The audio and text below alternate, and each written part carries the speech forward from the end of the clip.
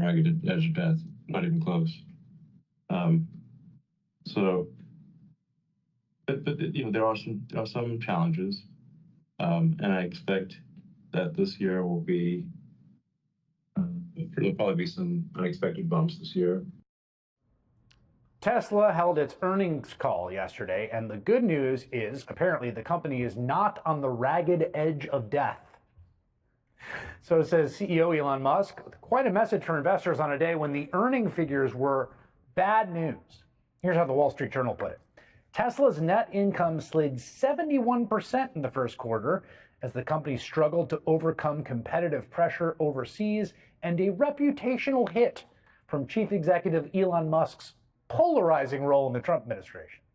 The company's first quarter revenue fell after a steep decline in automotive sales, including double-digit percentage drops in crucial markets such as the US, China, and Germany. Revenue from the company's automotive business fell 20%.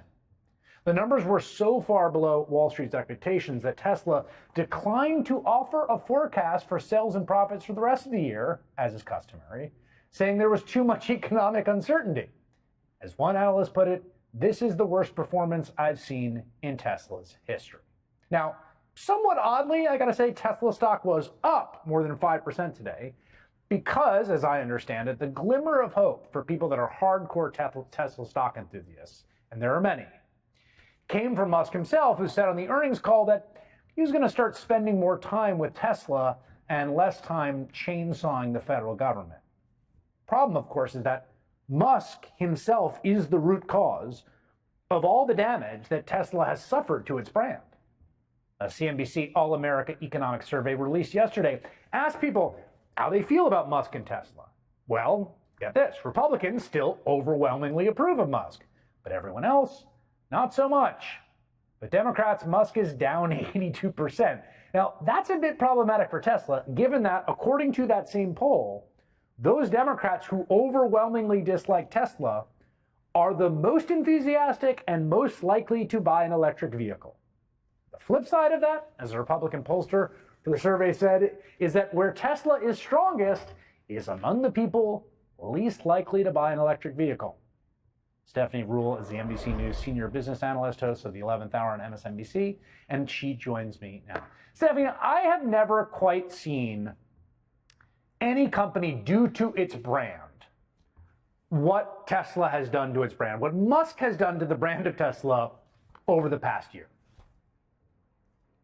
It's extraordinary, and you sort of touched on this amazing point. The people who are most likely to buy an electric car, you know, many of those who have bought Teslas over the last decade are the people who now detest him the most. And the thing that's interesting is, for many years, he's been this incredible entrepreneur, but also this amazing storyteller who just had this kind of storied brand that he was so special he could do no wrong. Even when there was all sorts of personnel issues or problems even within the company with Elon Musk, he had such control over the board and such a magic touch that he had these lifetime investors that were just sort of, I'm all in with Elon forever. You saw it during COVID, right? When all of the meme stock trading, day trading bros just sort of fell in love with him, right? It was like flying with Elon to the moon. Now he's been exposed, right? Look at what we've seen over the last 3 months. Look at what a botch job Doge has been. When Doge started, he was going to cut $2 trillion. Then he was going to cut $1 trillion. Now, in his last estimate, it was $150 billion. And take that $150 billion and put that on top of all the damage it has caused to this country and beyond. That $150 billion, if they end up saving that, will end up having cost us so much more. So sort of that untouchable brand that he was has really been damaged.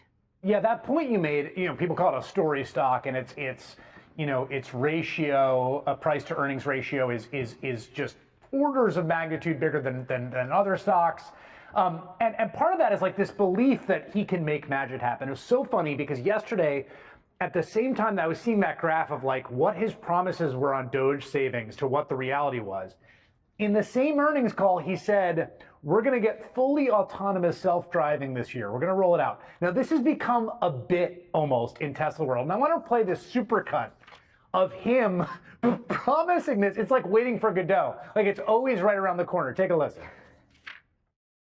We're probably only a month away from having autonomous driving. I think we're basically less than 2 years away from complete autonomy. By the end of 2017? Yeah. I think probably by end of next year, maybe even towards the end of this year, but I'd say I'd be shocked if it's not next year at the latest. I mean, it's looking quite likely that it will be next year. My best guess is that we will get there this year. I think Tesla will have sort of a ChatGPT moment. Maybe if not this year, I'd say no later than next year. Wait, say that again. I'm sorry. You're going to have a sort of ChatGPT moment. Oh, you will. In terms of suddenly it will. Yeah, suddenly 3 million cars will be able to drive themselves with no one. And now here we are in 2025, and like on a bad earnings call, he's telling people, don't worry, the fully autonomous is coming. And that's the thing. So before Doge, sort of like the lure of the robo-taxi, who's going to bet against Elon Musk? And I get that, right? The average person, the average investor is like, listen, the guy's got Tesla, the guy's got Starlink. Look over there at SpaceX. He can do no wrong. Why not bet on him, right? That's always been the case. Yeah. But he's really sort of been revealed in the last 3 months that even if he goes back to Austin now and goes back to, you know, the famed, he's going to sleep on the factory floor and dive back into Tesla, I don't know that it's going to have the same impact. Well, and part of the problem, too, is just this brand damage. It strikes me like, you know, he said, look, Doge, I'm going to still be working on Doge. Doge isn't going to go anywhere. Like, Doge is branded in the minds of the people, to my mind, that are most likely to buy a Tesla, which like used to be almost a cliche, like a hacky joke, affluent liberals, right? It's the people that most are appalled by what Donald Trump and Elon Musk are doing to the country. The branding of Doge and Musk with the chainsaw, that doesn't go away if he, like, I just think that's a really hard bell to unring for those potential customers. Here's what's really funny. I thought we would have had on the call yesterday, especially because he was back talking about autonomous driving and, you know, he was looking for distractions. I thought he was going to give us some gimmicky numbers around after they did sort of the big reveal, the big sales pitch on the front lawn of the White House with President Trump saying, and you can get a Tesla for only $39,000 and it's a great buy. I actually thought Elon Musk would give us some story about that, how they had a spike in sales, or suddenly in states where people had never been driving Teslas before, there was a big boom. There was no talk of that. Yeah. And so I'm obviously not saying it was a failure because I don't know, but if it had been a success, we would have heard about it. So take yourself back to that MAGA voter. Are they really going to take the turn and go all in Tesla?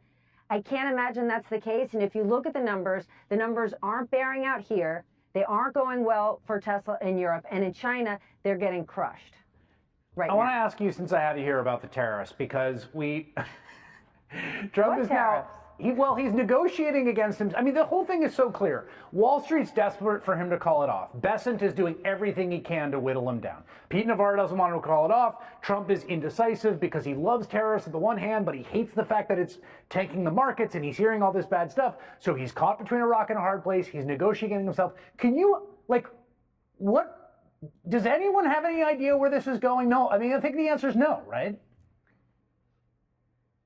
And no one can make the honest argument at this point, this is the art of the deal. No one can make the argument, it's so crazy, it just might work. But I want to separate two things for you. So we're watching markets go like this, okay? I want you to know that's not necessarily a bad thing for professional investors. Right. So this story that Scott Bessent keeps telling us, Wall Street needs to take a step back, this is the time for Main Street, that's absolutely false.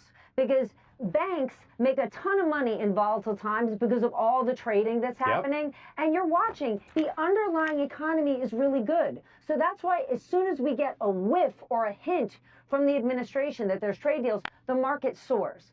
But the pain that's actually being felt is Main Street. So every source that I talk to from Wall Street, they're watching Lutnick, Navarro, Scott Bessent, and trading on it.